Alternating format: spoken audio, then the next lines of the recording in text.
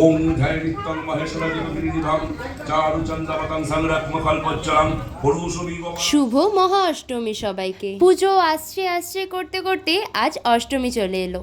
আর মাত্র দুদিন, তারপর আবার গোটা 1 বছরের অপেক্ষা। অষ্টমীর সকাল সকাল ঘুম থেকে উঠেই স্নান ধ্যান করে আগে বাড়ির পুজোটা সেরে নিলাম, তারপর আমরা বেরোলাম বারোয়ারিতে যাওয়ার জন্য অঞ্জলি দেব বলে। আমার মনে পড়ে না আমি কোনোদিনও দুর্গাপুজোয় অঞ্জলি দিয়েছি বলে, তবে জানি না এবার কেন মনে হলো আর চলে গেলাম। তবে গিয়ে বেশ ভালো লাগলো, আরও ইচ্ছা জাগলো মনে যে প্রতি বছর এবার থেকে দুর্গাপুজোয় অঞ্জলি দেওয়ার চেষ্টা করব।